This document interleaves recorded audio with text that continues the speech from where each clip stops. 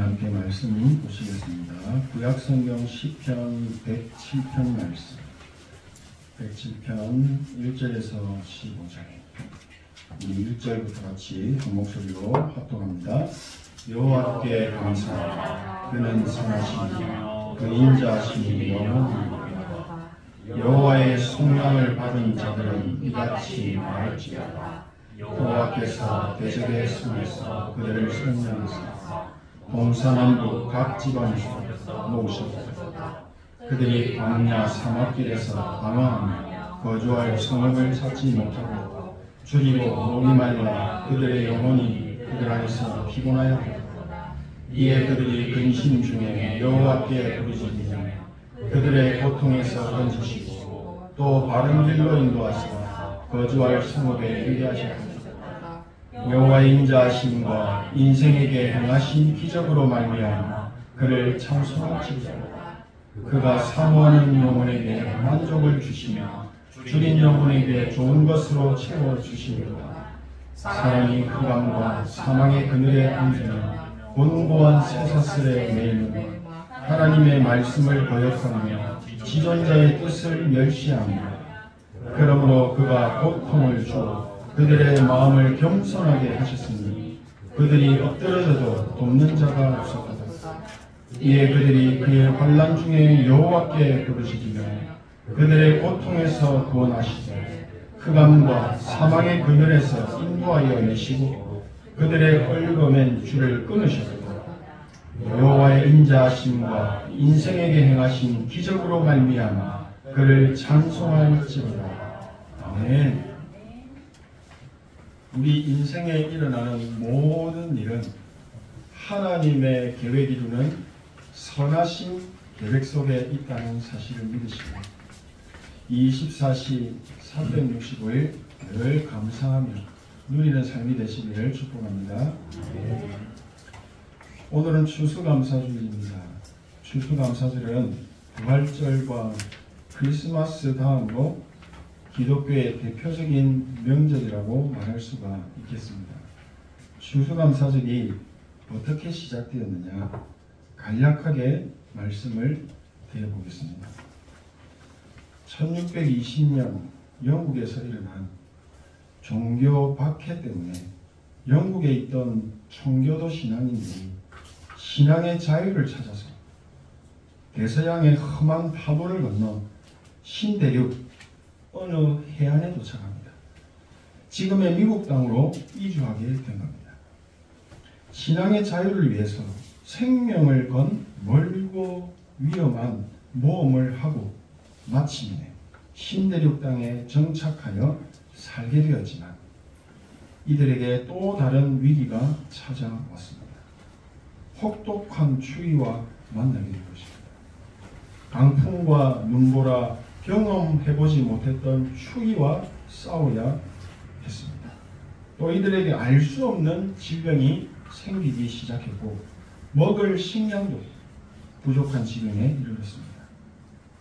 신앙의 자유를 위해서 새로운 땅을 밟았지만 이들은 추위를 막아줄 집도 없는 상태로 결국 그해 겨울 102명의 청교도 중에 절반이 죽게 됩니다. 살아남은 절반도 건강 상태가 좋지 않았고 질병으로 고생을 했습니다. 드디어 봄이 찾아옵니다. 남아있는 청교도들은 땅을 개간하고 씨를 뿌려서 가꾸게 됩니다. 그리고 가을날 처음으로 수확을 하게 됩니다. 목숨을 걸고 신대륙으로 건너온 청교도인들이 1년 뒤 1621년에 수확물을 추수하게 된 것입니다. 처음으로 추수한 수확물을 가지고 하나님께 추수감사 예배를 드리게 되는 기적이 일어난 것입니다.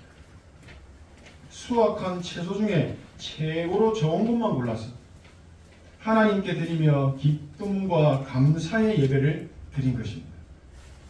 하나님께서 허락하신 곡식, 감자, 옥수수, 칠면조 같은 요리를 만들어서 그 땅에 먼저 정착하고 살고 있던 원주민들과 함께 음식을 나누어 먹었습니다. 하나님께 감사하고 또 그 감사의 기쁨을 함께 나누었던 것이 바로 추수감사의 전통이 되어서 지금까지 미국에 내려오고 있고 저희들도 그 추수감사절을 지키고 있습니다. 청교도인들, 즉 그리스도인들이 신실한 복음과 올바른 믿음을 지키기 위해서 세속화되고 타락한 영국 성공회를 피해 떠난 겁니다. 사람 중심으로 드리는 화려하고 웅장한 예배의식을 거부했고 권위주의에 빠진 성직자들과 갈등 속에서 겪은 신앙적인 탄압을 피해서 떠난 것입니다. 청교도인들은 복음주의를 지향했던 사람들이었습니다.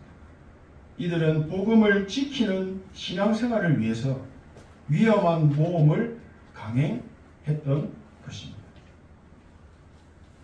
오늘은 2025년 11월입니다. 1621년에 드려진 추수감사 예배와 400년이 넘은 시간이 흘렀습니다. 지금도 변함없이 추수감사절이 되면 하나님의 은혜에 감사합니다 라는 구호가 전 세계에 울려 퍼집니다.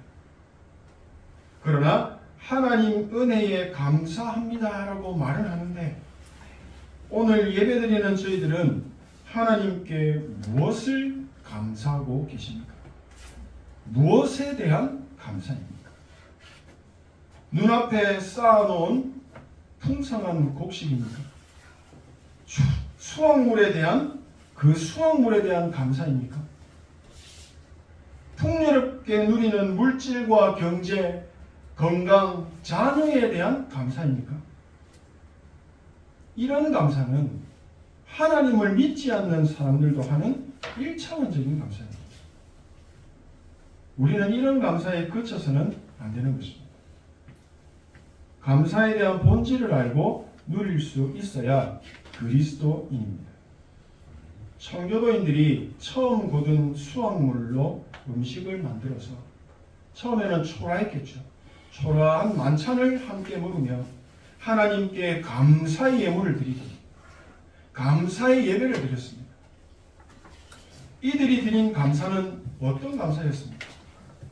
처절한 생존 전쟁을 치르면서 죽음의 위기를 겪으면서 농사를 지어 이렇게 수확물을 거두고 이 수확물의 좋은 것을 하나님께 예물로 드리는 또 만찬을 누릴 수 있도록 은혜를 베푸신 그 하나님의 은혜에 대한 감사였습니다. 하나님의 사랑에 대한 감사였습니다. 주셨기 때문에 감사한 것이 아니었습니다. 하나님의 은혜는 조건이 없습니다. 하나님께서 하나님의 자녀에게 풍성히 베푸시는 그 은혜에 대한 진심의 중심에 감사했습니다. 또 예수를 그리스도로 믿게 하신 것에 대한 중심의 감사였습니다. 이들은 예수 그리스도의 복음 하나 붙잡고 지키기 위해서 목숨 걸고 그 땅을 떠난 것입니다. 예수 그리스도를 마음대로 믿지 못하게 하는 그곳에서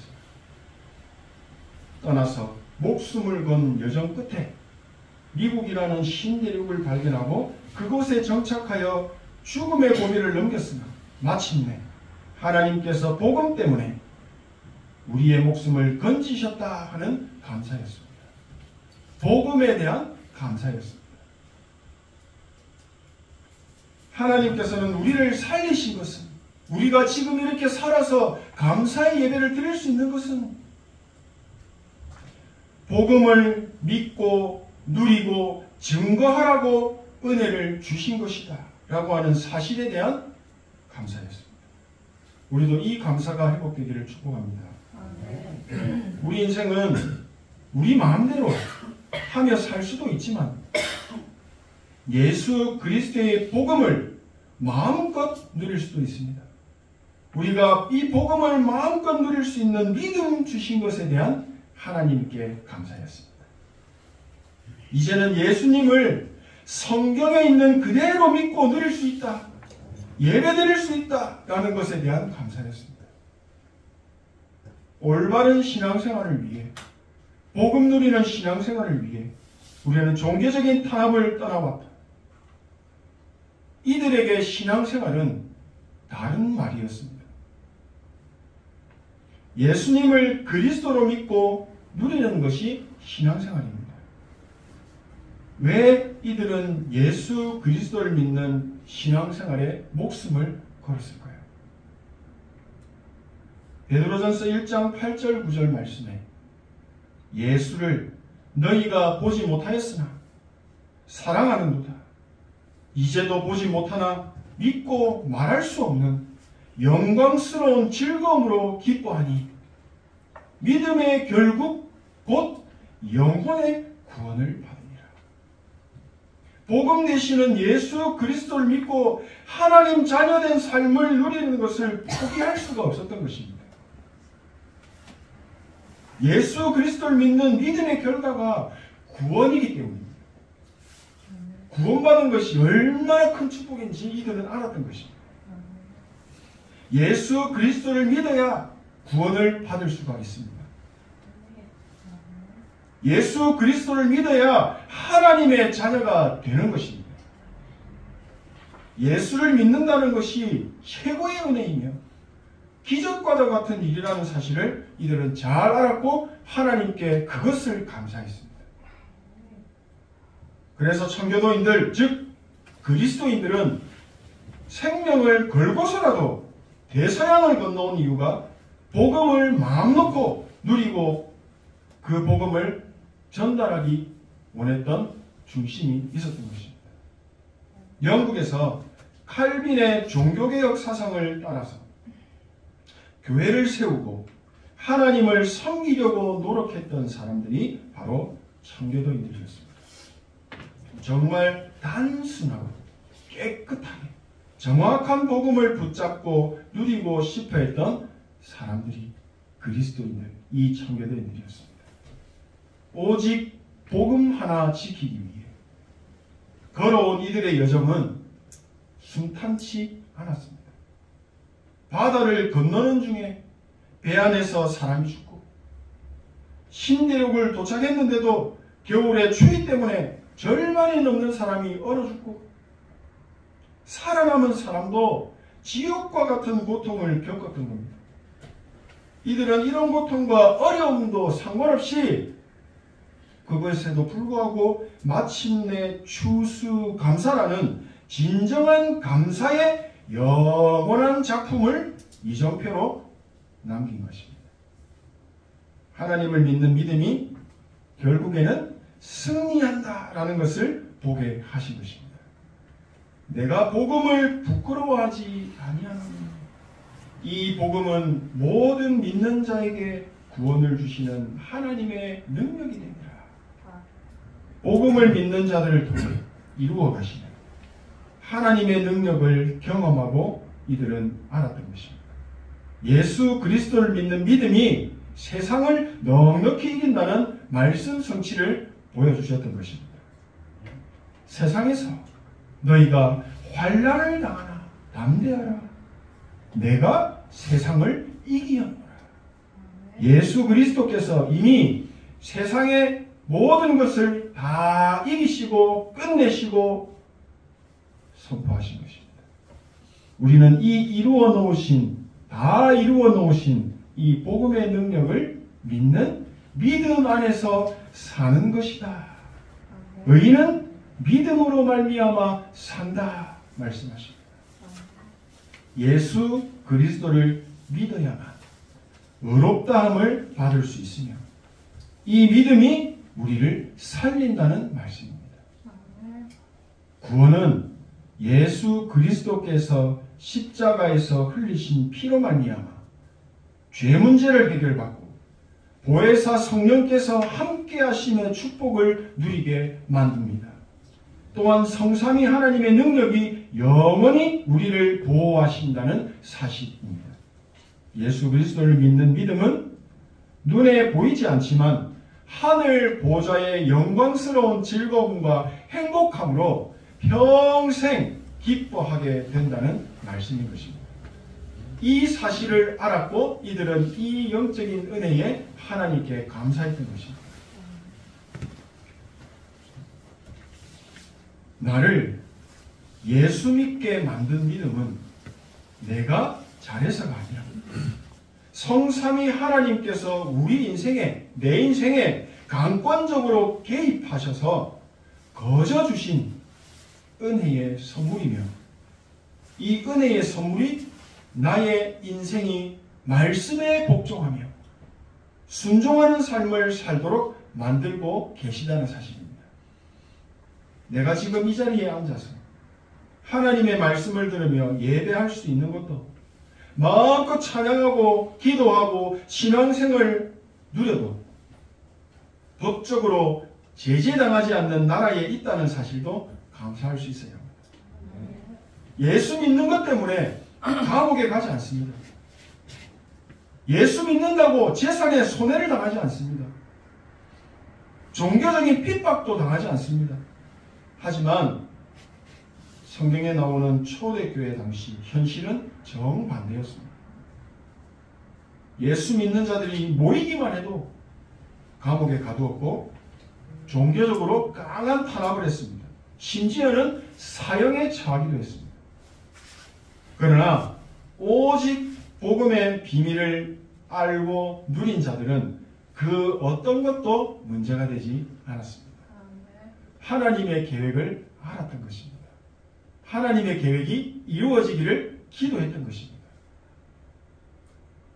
오늘 살아가는 우리가 볼 때는 초대교회 당시 상황이 절대 불가능한 상황처럼 보입니다. 복음, 전도, 선교 안 될 것이라는 생각을 하게 됩니다. 아무런 응답도 없는 것 같습니다. 저럴 것 같으면 나 예수 안 믿겠다라고 할 수도 있겠습니다. 그러나 하나님의 전지전능하심, 그리고 하나님의 전무후무한 응답은 항상 이 시간표 속에 나타내셨습니다. 내가 고난이라고 생각하는 그 시간에, 아무런 응답도 없다고 생각하는 그 순간에도 하나님께서는 하나님의 절대 계획을 이루고 계셨습니다. 나를 위해서, 나만을 위해서 특별히 준비하신 위들, 임마누엘, 원네스의 축복, 이 축복을 기도 속에서 찾고 누릴 수가 있어야 합니다. 그래야 그리스도입니다. 나의 무능함, 나의 절대 불가능한 현실 앞에서, 아무것도 할 수 없을 것 같은 이 현실 앞에서 하나님의 절대 가능을 보는 믿음의 눈이 우리는 열려야 합니다. 청교도인들, 초대교회 사람들처럼 절대 불가능 속에 하나님이 반드시 행하시는 뜻과 계획을 보는 믿음의 눈이 열려서, 우리에게도 이 눈이 열려서 영원한 작품 만드는 감사의 예배가 평생 누리게 되시기를 진심으로 소원하고 축복하고 기도합니다. 마무리합니다. 우리에게 주신 이 복음은 모든 것입니다. 이 복음이 없는 곳에는 반드시 흑암이 역사합니다. 사단의 나라가 임하고 지옥과 같은 저주와 재앙이 임하게 됩니다. 가만히 들여다보면 오늘 예배드리는 저희들도 모두가 하나님의 은혜로 누군가를 통해 복음을 듣고 예수님을 나의 그리스도로 영접하여 구원받은 하나님의 자녀가 되었습니다. 성령의 역사 속에 있었다는 겁니다. 하나님은 반드시 우리의 방법이 아니라 하나님의 방법대로 세계복음화의 언약을 이루십니다. 하나님께서는 전도의 미련한 방법으로 구원받을 자들을 만나게 하십니다. 거기에 우리가 쓰임받기를 원합니다.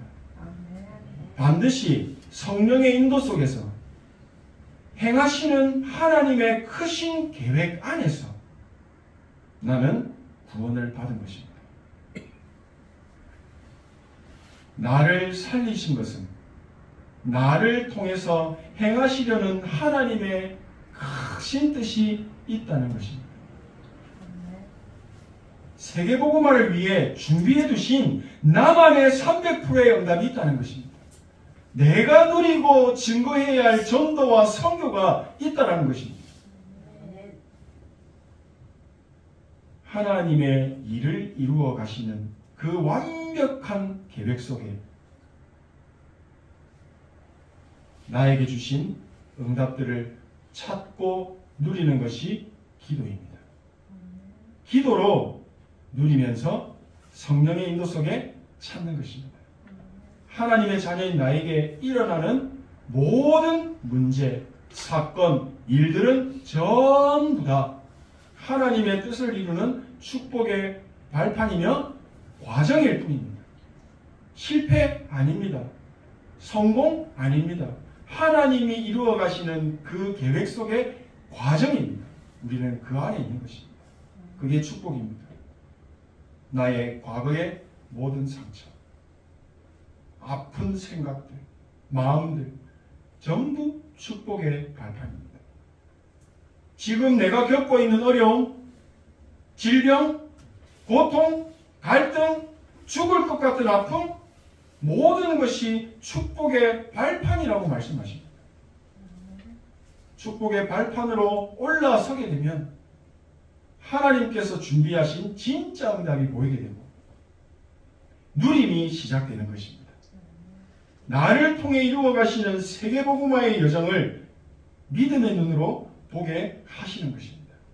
하나님의 숨은 계획과 더 큰 응답과 은혜를 보게 되면 나의 수준과 한계, 무능, 불가능 다 넘어서는 하나님의 응답을 평생 누리게 하시는 것입니다. 하나님의 결론은 세계 복음화입니다. 그래서 우리의 인생의 결론도 세계 복음화여야 합니다. 내가 하는 그 일의 목적도 세계 복음화여야 합니다.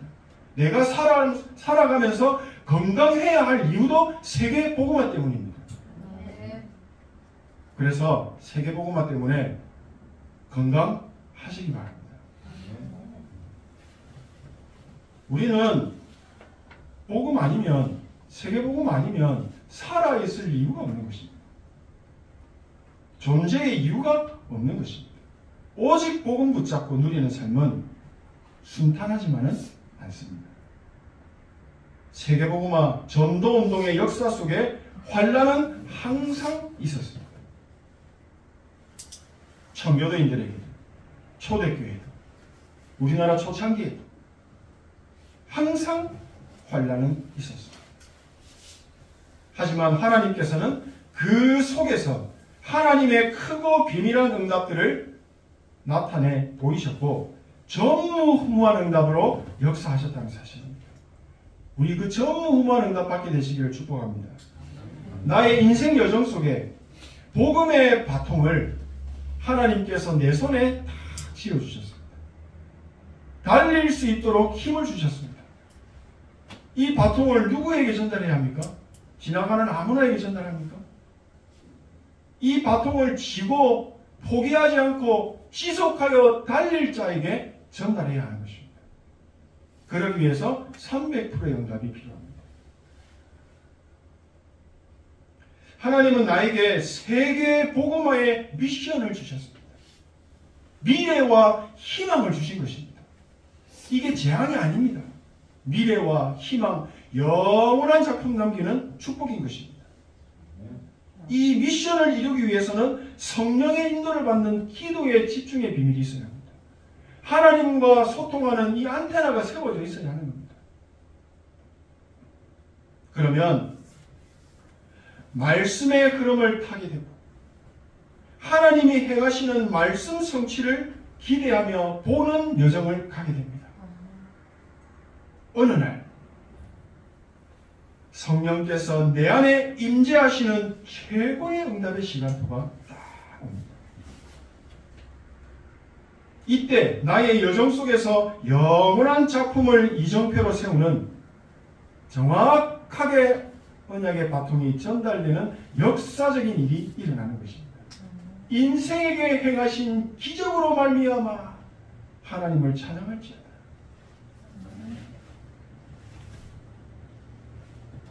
복음의 바통을 이어받은 또 다른 제자가 또 다른 사람을 살리는 역사가 일어나게 되는 것입니다. 이 일이 언제 어떻게 일어날지 모릅니다. 우리는 그래서 24시 365일 보좌와 소통하는 기도 속에 있어야 하는 것입니다. 날마다 감사의 예배와 기도가 누려져야 하는 것입니다. 여호와 하나님께 날마다 감사하며 예배와 기도의 축복을 누리는 신앙생활의 여정을 행복한 여정의 길을 계속 가는 것입니다. 어느 날 하나님께서 행하신 기적으로 말미암아 하나님께 감사하고 예배하고 찬양을 올려드리는 그날은 나에게 반드시 오게 될 줄로 믿습니다. 언약의 여정을 가시며 빛의 성전을 세우고 하나님의 나라를 이루는 증인 파수꾼 되시기를 축복합니다. 기도하겠습니다. 하나님 은혜에 감사드립니다. 삶의 모든 순간이 감사가 되고 하나님의 뜻과 계획이 이루어지는 여정을 갈 수 있도록 역사하여 주옵소서. 내 안에 하나님의 망대가 세워지는 응답의 날 감사의 예배 회복되게 하옵소서. 예수 그리스도 이름으로 기도합니다. 아멘.